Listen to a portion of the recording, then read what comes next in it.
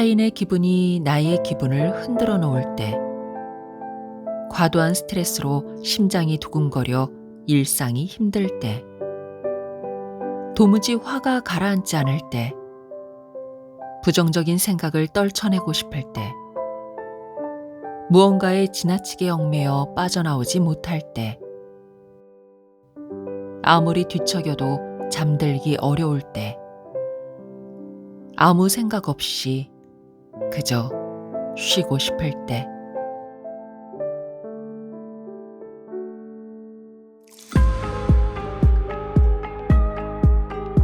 안녕하세요. 힐링필드입니다. 오늘 준비한 책은 책 사람집에서 펴낸 애슐리 니스의 숨을 쉬다입니다. 작가는 하루 10분 정도만 숨쉬기 연습을 하면 일상에서 지친 나의 몸과 마음을 건강하게 회복할 수 있다고 말합니다. 작가 애슐리 니스는 어린 시절 겪은 끔찍한 사건 때문에 오랜 시간 동안 고통에 시달렸는데, 그게 어떤 사건인지는 모르지만 아무튼 그 절망과 혼돈의 시간 속에서 오직 안정을 찾기 위해 선택한 것이 숨 연습이었다고 합니다. 숨 연습, 즉 숨 쉬는 연습이라는 표현이 좀 생소하게 들리시죠? 보통 심신의 안정을 위해서는 명상이나 요가를 많이 하잖아요. 그런데 작가에겐 들이쉬고 내쉬기를 반복하는 그 몇 초의 숨이 유일하게 안정감을 주는 시간이었답니다. 마약이나 약물의 도움 없이 오직 숨쉬기만으로 마음을 진정할 수 있는 방법을 익히게 되면서 두려움과 집착도 덜어내고, 또 태어나서 처음으로 내가 있어야 할 곳에 내가 있다는 자신감까지 얻었다고 합니다. 그 자신감은 곧 다른 이들의 아픔 또한 숨 연습을 통해서 충분히 회복되고 치유될 수 있겠구나라는 깨달음으로 이어졌고, 그 후로 블로그를 통해서나 또는 여러 도시를 직접 다니면서 숨 연습을 본격적으로 알리기 시작한 계기가 된 거죠.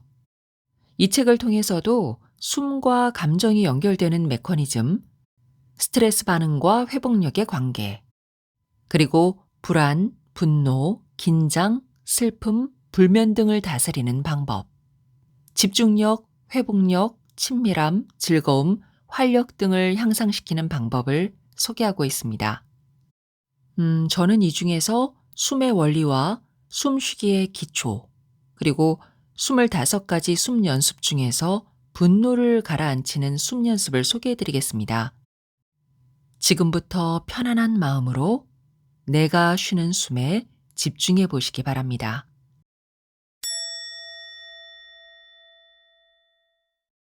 숨의 해부학. 우리의 호흡계는 산소를 들이쉬고 이산화탄소를 내보내는 일을 담당하고 있다. 성인은 보통 1분에 12번에서 20번을 호흡하는데 하루에 약 2만 번 숨을 쉬는 셈이다. 호흡의 수는 격렬한 운동을 하면 늘어나고 휴식을 취할 때는 줄어든다. 인체의 산소 사용 비율을 아주 단순하게 따져보면 두뇌가 25%, 신장이 12% 정도이며 심장은 고작 7%에 불과하다. 생존을 위해서는 산소가 필요하고 이산화탄소를 원활하게 내보내 각 기관을 깨끗하게 해야 한다. 숨은 자연적인 해독제이다. 오늘날 해독이라고 하면 보통 그와 관련된 특정 음식을 떠올리곤 하지만, 신체를 깨끗하게 유지하려면 먼저 숨에 주의를 기울여야 한다는 사실을 잊지 말아야겠다. 숨과 관련된 주요 신체 기관은 입, 코, 후두, 기도, 폐, 횡격막 등이다. 우리가 숨을 들이쉬면 입이나 코를 통해 산소가 들어온다. 들이쉰 공기는 인두, 즉 목구멍, 후두, 기도를 지나 폐에 닿는다. 숨을 내쉴 때는 들어온 길 그대로 거꾸로 지나 밖으로 나오게 된다. 나는 내 수업을 찾는 사람들에게 과격한 운동을 할 때를 제외하고는 코로 숨을 쉬라고 권장한다. 코로 호흡하면 참을성이 깊어지고 집중력이 좋아진다. 더욱이 코는 해로운 박테리아를 걸러주고 심혈관계, 면역, 성기능에 중요한 산화질소를 만들어낸다. 산소는 몸 안으로 들어와 기도를 지나고 산소를 각 폐로 전달하는 기관지로 흘러간다. 기관지를 지나면 산소를 이산화탄소로 바꾸는 폐로 들어가게 된다. 혈류는 산소를 세포에 전달하고 내호흡을 통해 폐기물이나 이산화탄소를 제거한다. 여기서 내호흡이란 세포가 주로 산소를 이용하여 에너지를 얻고 이산화탄소와 물을 방출하는 과정을 말한다. 숨을 내뱉으면 공기는 다시 폐와 후두를 거쳐 코와 입을 통해 배출된다. 기초적인 숨 연습을 할 때는 횡격막의 이해에 시간을 많이 할애한다. 호흡의 가장 중요한 근육이기도 하지만 우리에게 친숙하지 않은 신체 부위이기 때문이다. 횡격막은 몸 안쪽 깊숙한 곳에 있는 근육이다. 대칭이 맞지 않는 둥근 지붕 모양으로 생겼고 가슴 밑부분에 위치해 흉곽과 복강을 나누는 기준이 된다. 횡격막 만져보기. 양손을 펴서 오른쪽 새끼손가락은 오른쪽 제일 아래에 있는 갈비뼈에 닿게 하고 왼쪽 새끼손가락은 왼쪽 제일 아래에 있는 갈비뼈에 닿도록 한다. 그 다음 두 손을 몸통에 붙여 감싼다. 코로 가만히 숨을 들이쉬고 내쉰다. 들숨에 옆구리가 늘어나는 감각을 느껴보고 날숨에 몸을 이완시키며 숨 쉴 때마다 횡격막이 어떻게 움직이는지 느껴본다.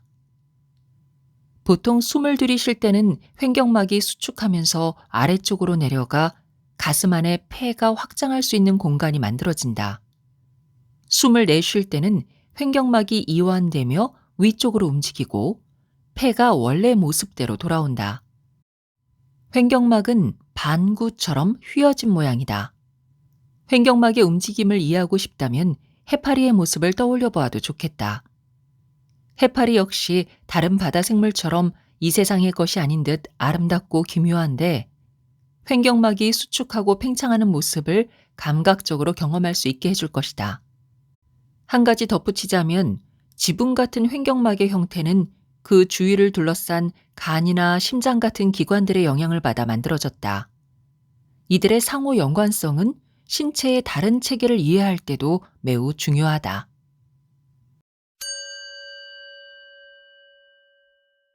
날숨의 힘. 나는 새로운 수강생이 찾아오면 날숨을 집중적으로 가르친다. 대다수가 숨을 참는 버릇이 있거나 날숨이 짧거나 숨을 내쉬는 것을 힘들어하기 때문이다.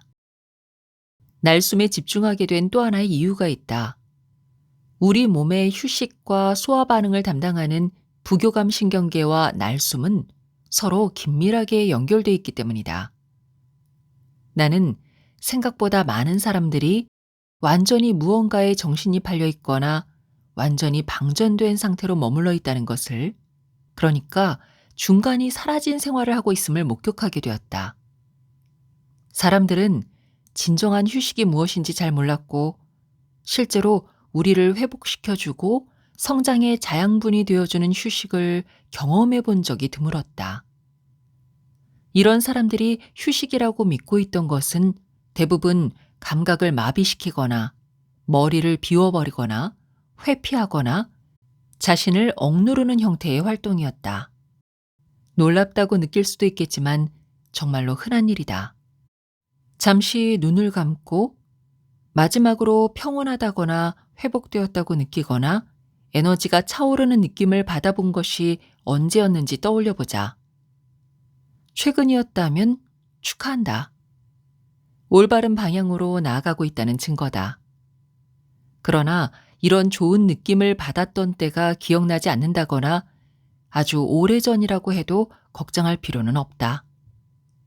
몸과 마음을 단단하게 다지고 앞으로 나아갈 길을 닫고 자기 자신을 더욱 세심하게 보살피는 법을 지금부터 하나씩 연습하면 된다. 문제는 세상이 빛처럼 빠르게 변화하고 있다는 것이다.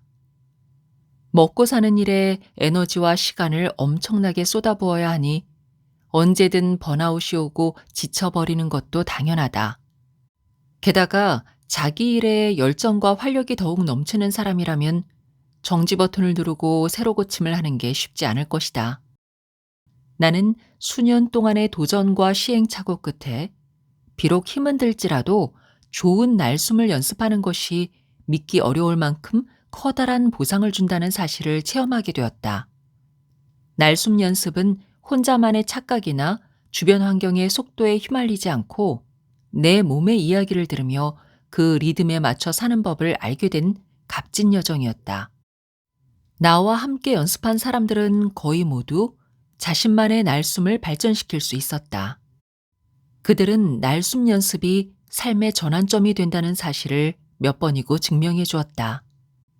날숨의 힘은 현재를 살아가며 속도를 늦춘다는 데 있다. 머릿속을 싹 비워버리고 자신을 무조건 억누르거나 마비시키는 것과는 완전히 다르다. 날숨은 정지 버튼이자 새로 고침 버튼이며 우리 안에 지혜를 깨우는 버튼이다. 날숨의 힘은 불안을 낮추고 존재의 기반을 찾아줄 뿐 아니라 회복력을 키워 건강한 삶으로 향하는 길을 열어준다. 목적이 모든 것이다. 목적이 있으면 방향이 설정되고 그 방향이 곧 숨연습의 기준이 된다. 애초에 목적과 숨연습을 지속적으로 연결해주지 않으면 미처 습관을 들이기도 전에 길을 잃거나 포기하기 십상이다. 목적을 설정하면 숨연습의 분위기를 알맞게 조성할 수 있고 연습의 이유를 잃어버리지 않을 수 있다. 목적을 설정하는 방법은 아주 간단하다. 한 손을 가슴에 얹고 코로 깊은 숨을 들이쉬고 내쉬며 가장 먼저 떠오르는 생각을 믿는 것이다. 목적을 설정할 때는 긍정적이고 분명한 태도로 자기 자신의 내적 평화와 정신적인 성장과 성숙에 집중한다. 재산이나 출세처럼 눈에 보이는 가치를 보다 더 분명하게 하는 목적 설정법도 흔하지만 숨 연습을 위해서 목적을 설정하는 것이라면 자신 안에 있는 욕망에 집중하는 편이 더 바람직하다. 예를 들면 이런 식이다. 나는 내 몸에 집중하고 싶어. 나는 나 자신을 온전히 받아들이고 싶어. 나는 좀 더 유연해지고 싶어. 나는 내 숨을 따라가 보고 싶어. 나는 마음을 열고 싶어.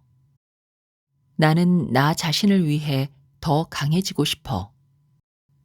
나는 내 소명이 무엇인지 알고 싶어. 나는 나 자신을 치유하고 싶어.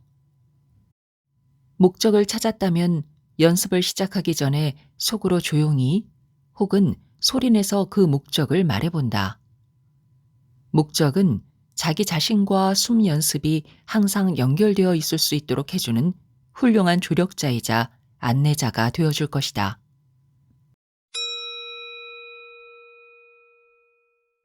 지친 몸과 마음을 보살피는 25가지 작은 연습들. 지금부터 언제 어디서나 쉽게 실천할 수 있는 숨 연습법 25가지를 소개하려고 한다.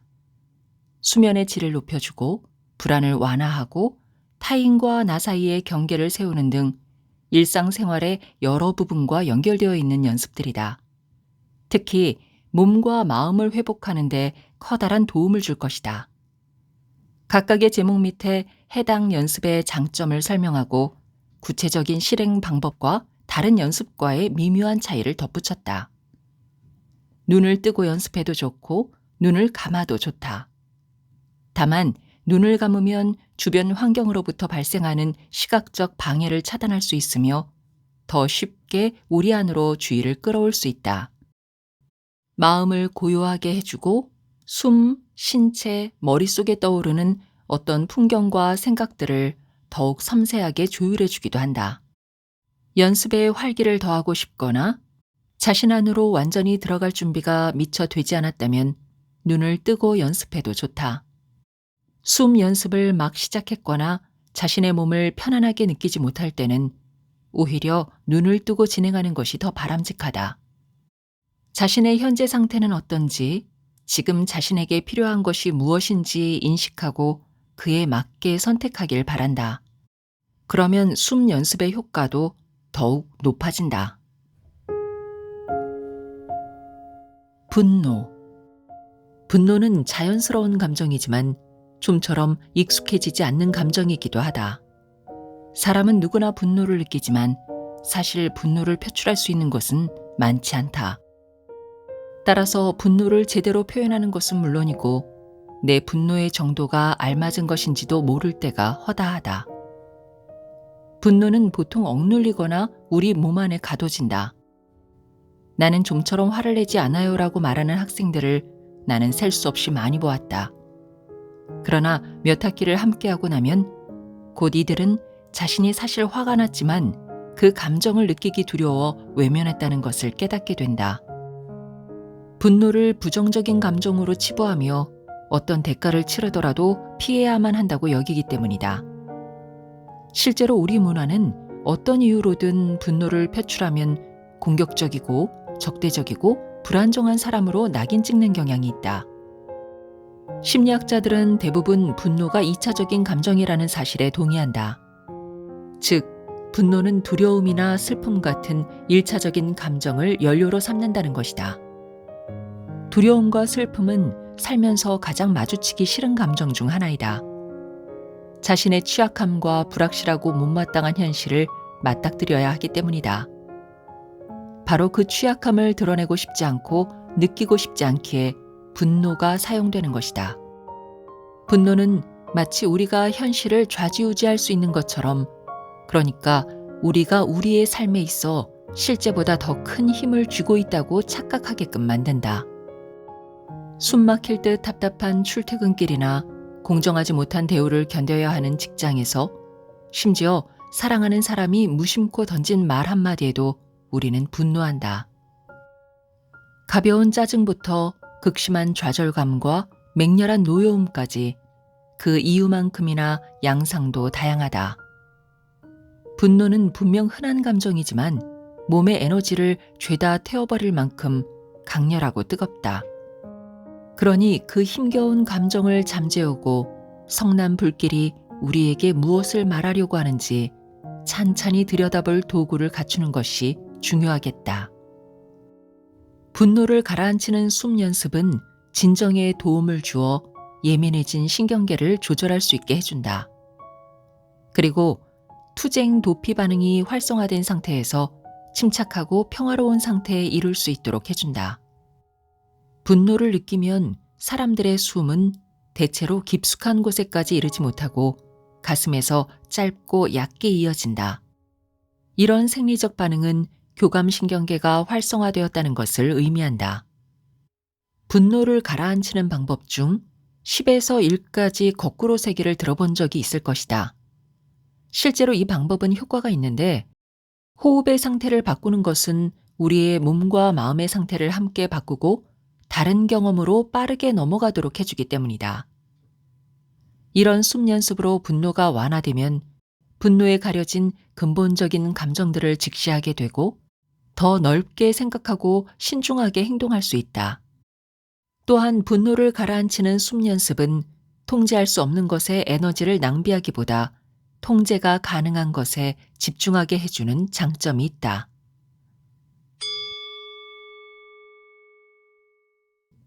분노를 가라앉히는 숨 연습. 선 자세 3분. 발을 골반 너비로 벌리고 바르게 선다.